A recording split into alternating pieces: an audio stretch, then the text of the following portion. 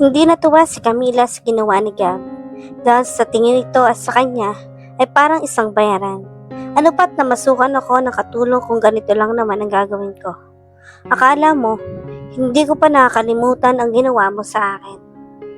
Humingi ng pasensya si Gab sa nagawa niya at inayos ang sarili bago lumabas nang biglang pinuksan ni Jennifer ang ilaw, saktong nasa sala na siya. Kanina ka pa ba dito, Gab?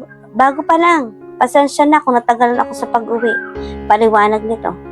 Bakit ka naglasing? May problema ba tayo? Nag-aalalang tanong nito. Wala naman, nagpunta lang ako sa kakilala ko at nagkainuman. Pagpasok nito sa kwarto ay dumiretso na ito sa shower. Hindi muna inabala ni Jennifer ito dahil lasing. Bumaba naman siya para makisuyo kay Camila na ipagluto siya ng mainit na soup para naman mahimasmasan. Camila, binuksan naman agad nito ang pinto. Yes ma'am, ano po ang kailangan natin? Pasensya na Camila, kung naabala ko ang pagtulog mo. Ito kasing si Gab, lasing na lasing. Pwede bang makisuyo? Pagluto mo siya ng soup para naman mahimasmasan kahit papaano. Pakiusap nito kay Camila. Opo ma'am, wala pong problema sa akin. Maraming salamat talaga Camila ha. Walang anuman. Kaya nagluto ito ng mainit na sopas at dinala sa itaas. Ma'am, ito na po ang sopas. Sabay bigay ng isang mangkok na sopas. Salamat Camila. Camila, marunong ka bang magmasahe? Medyo marunong po. Pakimasahe na lang si Gab, please. Wala pong problema. Habang minamasahe ni Camila si Gab ay ramdam nito ang kamay ni Camila. Habang nakatalikod naman si Jennifer sa kanila dahil pagod na pagod ito sa trabaho. At inaantok pa ay kinuha nito ang kamay para halikan. At kanya naman agad itong kinuha. Hindi na siya nagpaalam kay Jennifer at bumaba na nga ito. Kinabukasan naman pagising ni Gab ay hinanap na niya ang kanyang susi. Kaya nagpatulong na si Jennifer para hanapin ito. Babe, nakita mo ba ang susi ng sasakyan? Hindi ko nakita. Imposible namang naiwan mo yon sa lugar kung saan ka uminom. Nakaabot ka pa nga dito. Magpatulong na lang tayo kay Camila sa paghahanap. Camila, tulungan mo ako maghanap ng susi ng sasakyan ni Gab. Ang hindi alam ni Gab ay nahulog niya ito sa kwarto ni Camila. Babe, malilate na yata ako. Magtataksi na lang ako. Okay lang sa'yo? Kung yun na lang, ang sasakyan ko ang gamitin mo.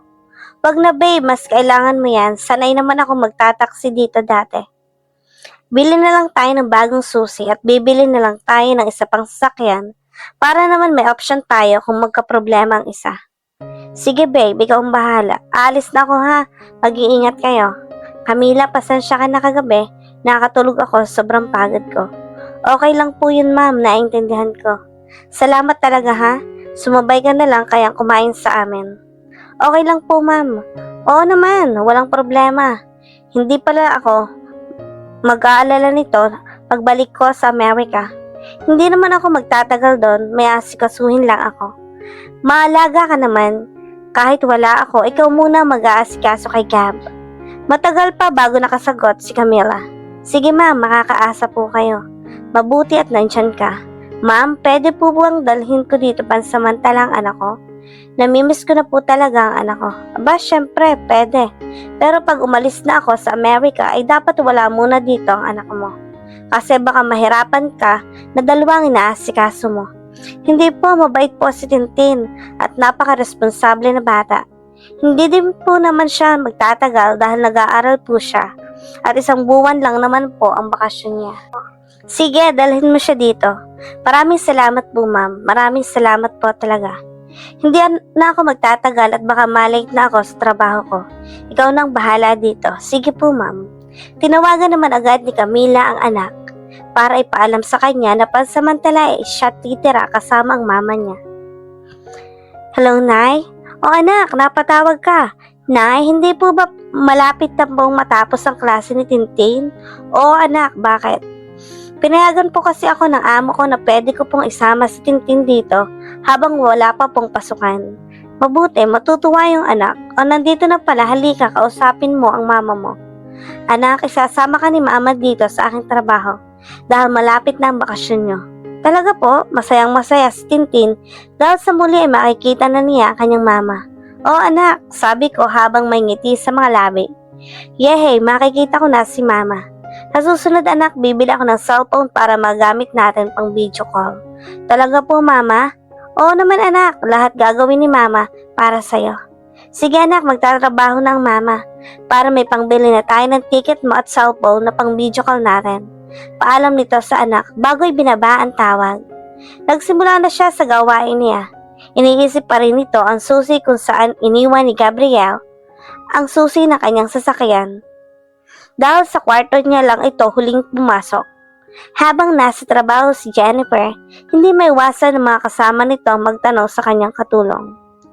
Kumusta na nga pala yung nakuha mong katulong, ma'am? Si Camila? Okay naman, mabait at pasikaso sa lahat. At ang bahay napakalinis. Masarap ding magluto. Naku ma'am, baka iba na yan ha, sabi ng isang empleyado nitong bading na designer. Dagdag pa ng isa pa rin nilang designer.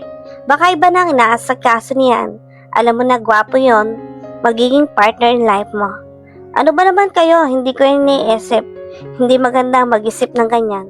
Bakit ko naman pag-iisipan si Camila ng masama ay napakabait ng tao sa akin, sa amin pala. Sige na, magtrabaho na tayo. Basta ako, komportable ako kay Camila na wala siyang gagawin na masama.